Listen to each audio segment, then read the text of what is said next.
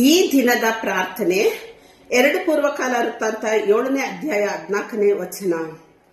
ನನ್ನವರೆಂದು ಹೆಸರುಗೊಂಡ ನನ್ನ ಪ್ರಜೆಗಳು ತಮ್ಮನ್ನು ತಗ್ಗಿಸಿಕೊಂಡು ತಮ್ಮ ಕೆಟ್ಟ ನಡತೆಯನ್ನು ಬಿಟ್ಟು ತಿರುಗಿಕೊಂಡು ನನ್ನನ್ನು ಪ್ರಾರ್ಥಿಸಿ ನನ್ನ ದರ್ಶನವನ್ನು ಬಯಸುವುದಾದರೆ ನಾನು ಪರಲೋಕದಿಂದ ಲಾಲಿಸಿ ಅವರ ಪಾಪಗಳನ್ನು ಕ್ಷಮಿಸಿ ಅವರ ದೇಶದಲ್ಲಿ ಆರೋಗ್ಯವನ್ನು ದಯಪಾಲಿಸುವೆನೆಂಬುದಾಗಿ ಹೇಳಿದೆಯಪ್ಪ.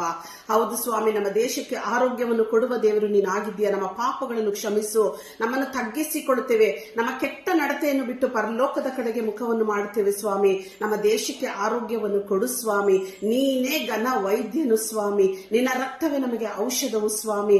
ದೇವ, ನಿನ್ನ ಬಾಸುಂಡೆಗಳಿಂದ ನಮ್ಮ ರೋಗಗಳು ಗುಣವಾಯಿತಪ್ಪ.